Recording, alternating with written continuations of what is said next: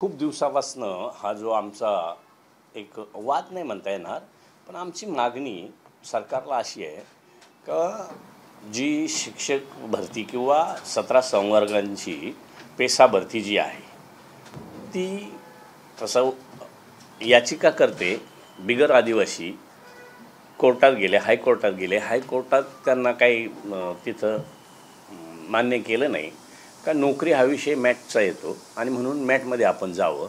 मॅटमध्ये न जाता ते सुप्रीम कोर्टात गेले आणि त्यांनी सांगितलं का जे काही पर्सेंटेज ठरलेत ते अन्यायकारक आहेत. त्यावेळेला कोर्टानं तसं काही डिसिजन दिलं नव्हतं, पण म्हणजे योग्य अयोग्य असं काही सांगितलेलं नव्हतं. परंतु सरकारनं स्वतःच ॲफिडेविट करून दिलं का आम्ही तुमचे आदेश होईपर्यंत म्हणजे माननीय सुप्रीम कोर्टाचे आदेश होईपर्यंत आम्ही भरती प्रक्रिया करणार नाही. त्यामुळे सरकार स्वतःच लिहून देतं का आम्ही भरती प्रक्रिया करत नाही. आणि म्हणून थोडंसं मुलांमध्ये आणि आमच्यात सगळ्यांमध्ये एक असं संभ्रम तयार झाला का बाबा कोर्टानं एकतर डिसमिस केलं असतं किंवा कोर्टानं येस म्हणलं असतं तर ती गोष्ट ठीक आहे, पण कोर्टाने कुठल्याच प्रकारचा निर्णय न देतासुद्धा शासन लिहून देतं याचा अर्थ नेमकं काय. आणि म्हणूनसाठी आंदोलनं झाली राज्यभरात. अनेक मुलांनी आणि संघटनेच्या वेगवेगळ्या ठिकाणी आंदोलनाच्या माध्यमातून सरकारला ते सांगण्यात आलं, पण सरकारने त्याच्यात कुठेही काही दखल घेतली नाही. आमची एकच मागणी आहे का आता सरकार बऱ्याच वेळा सरकारवर नाही म्हणता चांगलं करत असताना बऱ्याच वेळा ताशेरे उडवले जातात सरकारवर.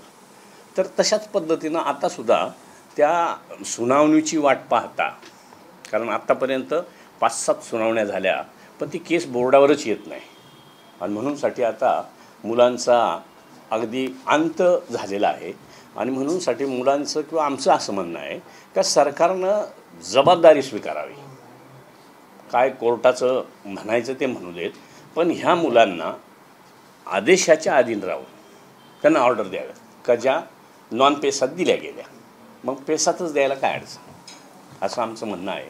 त्याबरोबर धनगर समाजाचा आपल्याला सगळ्यांना माहीत आहे का धनगर समाज आम्ही आदिवासी आहोत, आम्हाला आदिवासीचंच घ्या. धनगर आणि धनगड अशा ज्या शब्दाचा अपभ्रंश केला जातो आणि त्या माध्यमातून आम्हाला आदिवासींमध्येच घेतलं पाहिजे अशा पद्धतीची जी मागणी होती त्याच्यावर आमचा सगळ्यांचा विरोध म्हणण्यापेक्षा ते आमच्यातले नाहीतच. ते जरी म्हणतात का आमचं धनगड हे नाव चुकलं आहे किंवा खिलारी खिलारी कुटुंबाला जे व्हॅलिडिटी दिलेली आहे ती धांगड आहे, तर मग ती रद्द करण्याच्या संदर्भात मध्यंतरी कमिटी केली. आत्ताही एक कमिटी केली, तेव्हा शिंदे समिती केली. आता काहीतरी 4-5-6 IPS IAS ऑफिसर लोकांची कमिटी केली. तिचा निर्णय घेण्यासाठी किंवा त्याच्या दृष्टीनं जे काय आता रोजच्या रोज कायद्याचं ड्राफ्टिंग तयार झालं आहे याचा अर्थ सरकार आम्हाला कुठंतरी दुजाभाव करतं आमचं अशा पद्धतीने लोकांमध्ये आता तरुणांमध्ये संघटनांमध्ये किंवा आमच्यातसुद्धा आता आम्हाला तसं वाटायला लागलं आहे. आणि म्हणून आम्ही एक मागणी करतो आहे का तुम्ही जसं शिंदे समिती ही परवा तयार झाली, आत्ता जी समिती झाली ती आत्ता तयार झाली, मग एक टाटा इन्स्टिट्यूट हे गव्हर्मेंटमध्ये म्हणजे देशात नामांकित संस्था आहे का ती संशोधन करते. तिनं अहवाल दिला आहे. तो अहवाल आज 4-5-6 वर्षापासून आम्ही म्हणतो का तो प्रसिद्ध करा, पण तो केला जात नाही. याचा अर्थ त्याच्यात काहीतरी वेगळेपण आहे किंवा तो आमच्या बाजूचा आहे असं म्हणून तुम्ही नवीन जे काही कमिट्या करता याचा अर्थ तुम्ही टाटाच्या त्या इन्स्टिट्यूटला आदिवासी विभागानंच एवढा मोठा खर्च केला आणि त्याचा रिपोर्ट आत्तापर्यंतही बाहेर न येणं म्हणजे संशयाचं कल्लोळ तयार होतो. आणि म्हणून आम्ही एक शेवटचा निर्णय घेतला आहे आता का आजपासून आम्ही सगळे आमदार, माजी आमदार, खासदार, माजी खासदार, इवन पिचड साहेबसुद्धा एवढ्या 84 वर्षाच्या वयात समाज जगावा म्हणून, मुलांना भविष्यातल्या पिढ्यांना न्याय मिळावा म्हणून आज ते सुद्धा त्या ठिकाणी येणार आहेत. आणि म्हणूनसाठी आम्ही एक तासाभरात सगळेजण एकत्र होऊन ठरल्याप्रमाणे आम्ही धरणे आंदोलन करणार.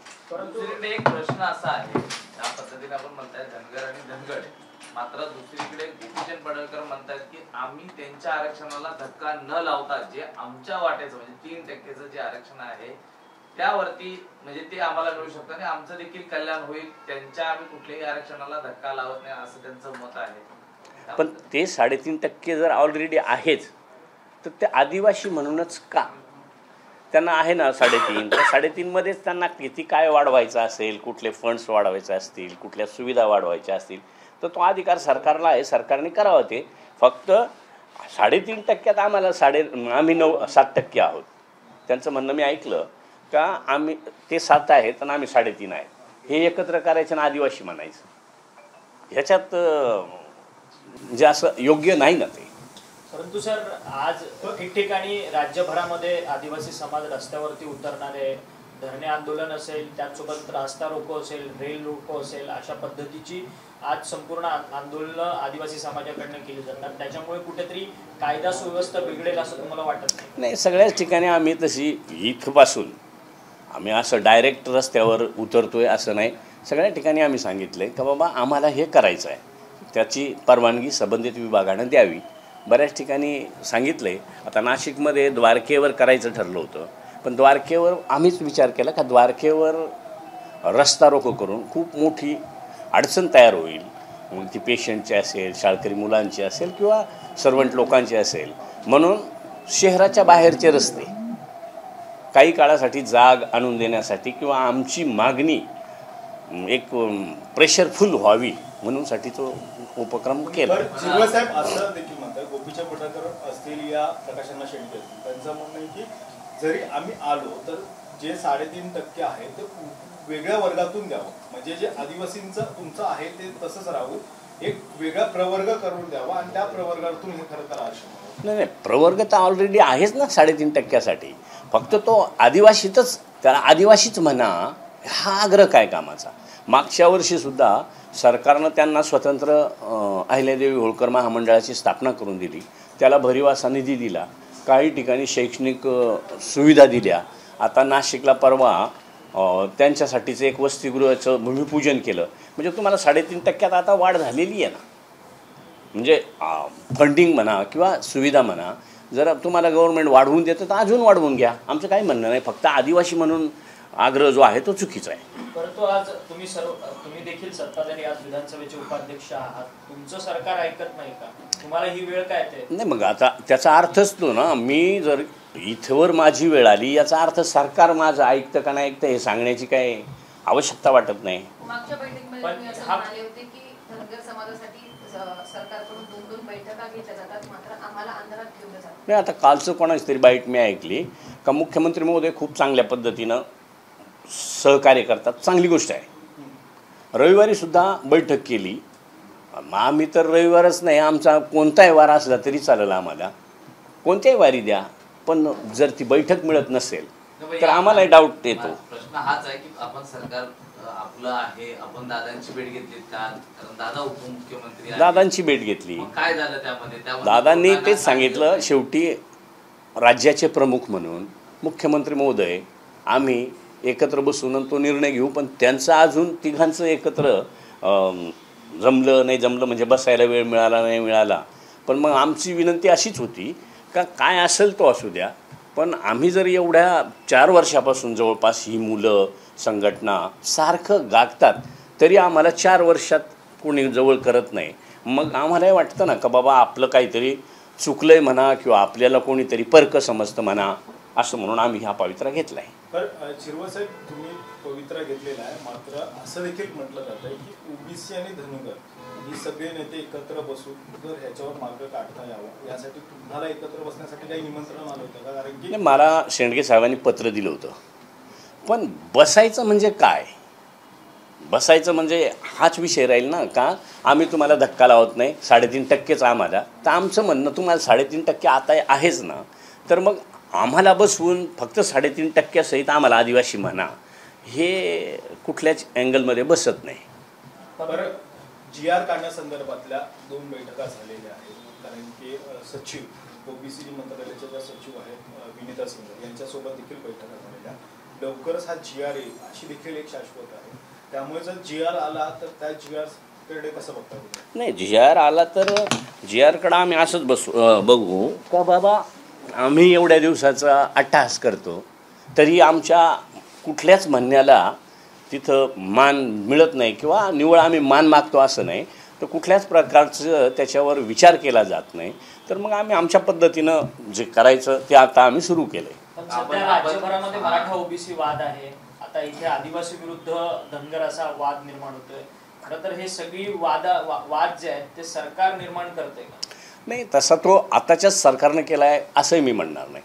ह्याच्या पाठीमागं सुद्धा 1995लाही काहीतरी असंच वादविवाद सुरू झाला होता. म्हणजे ते थांबतं पुन्हा उठतं, मग ते एकदा जर झालं तर ते काहीतरी त्याचा मेर लागला पाहिजे, पण तसं होत नाही. याचा अर्थ ते मागतात ते अयोग्य आहे.